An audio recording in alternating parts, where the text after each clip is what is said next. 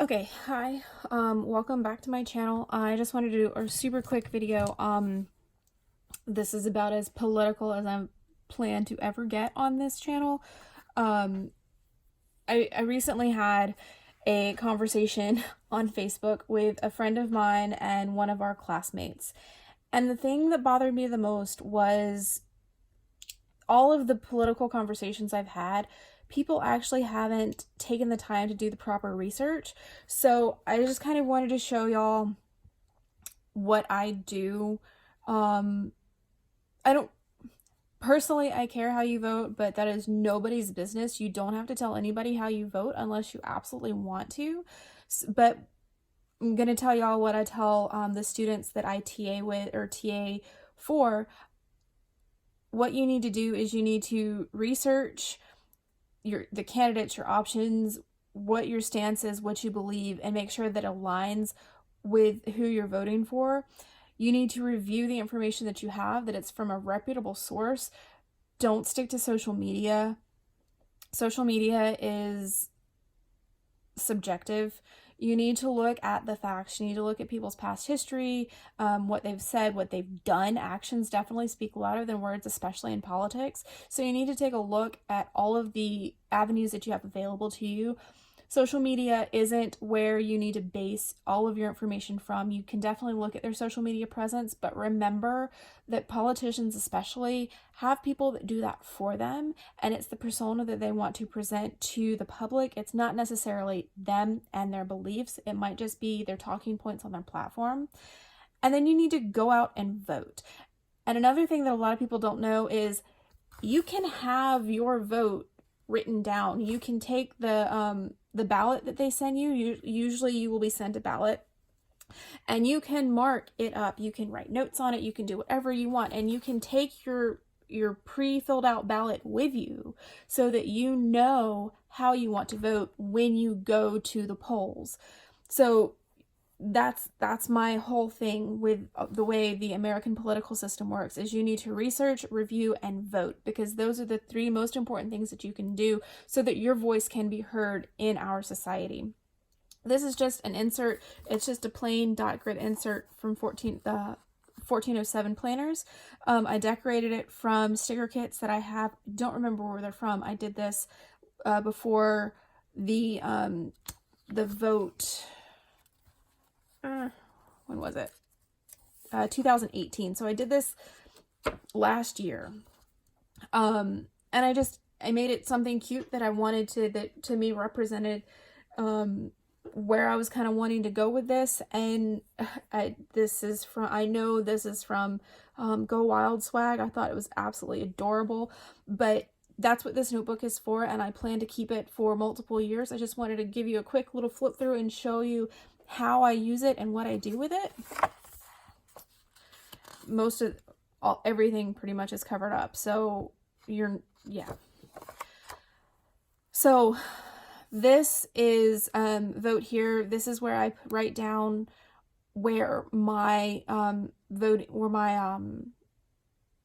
precinct is to go vote at. Here you have to go to, you can't just go wherever, you have to go to specific places to vote. I'm sure it's like that in a lot of different, all over the country, but there's like super strict here. There's one voting place that's just like a few minutes closer. I can't go to that one. That's not my spot. I have to go to where I'm sent to. So I always write down the name of the place and the address, so that I have it at my fingertips, so that I'm not wondering or Googling or whatever, because my phone does tend to die, or my old phone would die regularly. I have a brand new one, so hopefully it won't do that. But that's right here. And then what I do, or what I did last year, is I put the date that I was going to vote at, and then all of the different things that were on the ballot. So these are some of the things that we had on our ballot, and then the rest of them are down here. And then I wrote down how I wanted to vote. After that, when the after the election was over, when they came out with the results, I went back with a highlighter, and it was just a dual point. I have some Kate Spade dual point, like one is a broad chisel tip and the other is a fine point, like a fine liner. I went back and I gave myself a little key. A check was a yes for the amendment, an X was a no for the amendment, and then I just put how everything, how the votes kind of shook out. And then up here, because these were people's names, I just wrote over who got the vote. And then something else I do is I let my kids, I give my kids the opportunity to vote. I don't coerce them. I think it's important that they understand our political system and how it works. So what I do is I explain things to the best of my ability, especially for the amendments. My daughter was really about this last year. So for the amendments, I explain what it's about without, I try to do it without giving away how I think, or without wording it, because sometimes you can word things for kids to get them to do what you want them to do. And I try not to do that and give them as much information and answer all their questions so that they can make an informed vote. It didn't work out with the with the people because it was a little bit more difficult to do that without bias, because some of our candidates I just greatly opposed. And then the very next thing I did was looked up the voting information for the coming year so that I could keep running notes. And as you see, there's not a whole lot. I've had a lot going on this year, so I haven't had a chance to really follow up with this, but I do plan to do this. Now that our candidates are out and now that they're starting to speak more on their platform, I have more of an opportunity to look it up. But then I have the whole rest of the notebook, because I haven't done anything else with it. I have the whole rest of the notebook to put all of my notes down here for the candidates, what I think, and then I can research, keep track of my research, review, go back and look and see if I agree, like scratch out the people I really don't want to vote for, make little notes by the people I'm thinking about voting for, kind of sort of put notes about my stance on some of the amendments that are being proposed, and then I'll have all of my information in one place so that I can go vote. And I think that this is going to be kind of an interesting little journal as time goes on to see how my political stance kind of changes, because it's done that over time. When I was in high school, I was super center. I've only met one person that was more center than me, and that was my high school trig teacher. And then the first time I was in college, I was a little bit more liberal. And then when the first time I got married, I was a little bit more conservative. And then it just, I kind of waver back and forth. Like your political stance changes over time with the things that you learn and your life experiences. And that's one of the things that's phenomenal about our country, is that we can have the opportunity to have our voice heard in our vote. So I think that it's very important that everybody, it doesn't have to be a notebook, it can be in your phone, but I think everybody should definitely research their vote, because if you just go and make an uneducated guess, it's detrimental to both our society and our political system. So I'm not telling you who to vote for, I'm not telling you how to research, I'm just pleading with everybody that everybody go and research and make an educated vote, and vote for who you want, not who you vote for, people, not against people.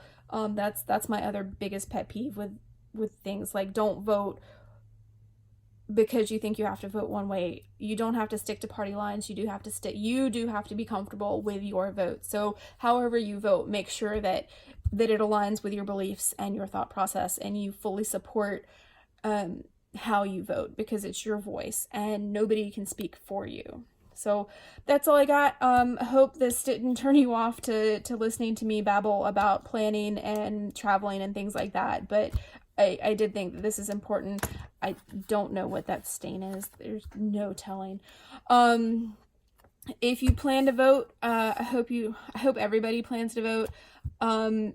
I'm not going to have comments on for this video. I don't want it to turn into a political nightmare, so I am going to turn off comments. I do apologize for that.